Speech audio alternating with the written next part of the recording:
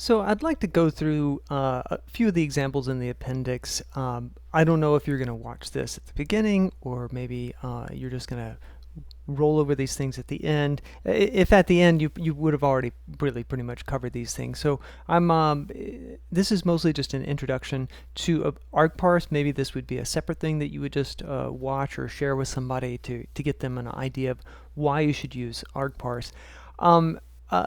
Some of the criticisms I had of the book was that it seemed like it was too much about argparse, but honestly, in years and years of writing programs, especially command line programs, often a huge part of the battle is just getting the data into your program, the right kind of data, validating that you have an integer or a file, all these kinds of things. You really need to incorporate a lot of defensive programming in order to write programs that are in any way reliable. So, we can start off with just looking at the hello world. It's just a summary of what we looked at there, that if we're going to use argparse, here we have the hello world. This is going to accept the option of something to say, and so it will run very flexibly and very nicely. So when we run it with no arguments, so it's going to say hello world, but we can override that with a -- name option.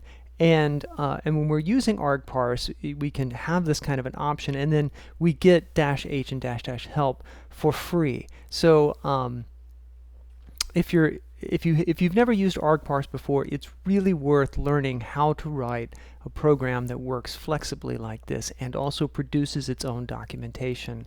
And all of this is created in this program really just by a couple of lines of code here, that we import the argparse module, and then we're going to create an argument parser and then describe an argument that has both a short flag -n and a long flag --name.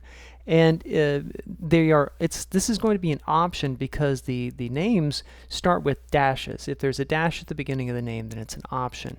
And if it truly is optional, then it would be nice for us to set a default value. Like for here, it's going to be world, so we'll say hello to world. And then we should have here the message of the help message here, and that's what's going to show up here. And you notice here too that it's showing the default, the name to greet, and it says default world, and that's because we can use a special type of the argparser that shows the default values. So the basic types of arguments that you're going to deal with are positional arguments. So when you're defining these with argparse, the names do not start with dashes. They are called positional because their meaning is derived in relation to their position in relation to the executable. So the executable is the first thing, like that's going to be the name of your program. The first thing that follows the executable name is going to be the first positional parameter. It's positional just because it's in the first position, and there's no leading flag like --name is basically the name preceding the argument value, which would be world, and that is a named option. And so named options start with dashes, and they have that kind of a flag in front of them to say, hey, this is the name, or this is the age, or this is the size, or this is the color. Whereas positional arguments it's just the first thing, the second thing, the third thing. So generally I don't use many positional arguments.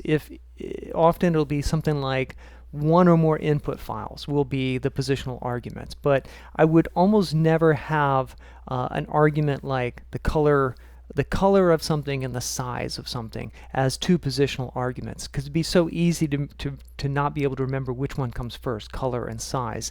So usually if I'm going to have a positional argument, it's going to be one thing or one or more of the same kind of thing, like a bunch of numbers. Options are good when there are different kinds of things coming into your program. And so we'll see more of that in those examples. Flags look a little bit like the name part of a named option, so it'll be like --on or --debug or --true or something like that. So it's a Boolean thing. It's like true or false or yes or no. And generally speaking, we usually put those that when they're present, their value is true, and so therefore when they're absent, their value is false. But you don't have to do that. There's lots of things that you can, argparse will handle different sorts of actions to set when this flag is present. So you could actually reverse it so that when it's present, it's false, and when it's not present, it's true. You can count how many times you see a particular flag. Sometimes you see that for like 2 verbose flags. So 1 verbose flag is like sort of verbose. 2 verbose flags would be very verbose. You can look into those. Let me stop here, and then we'll talk about using a template.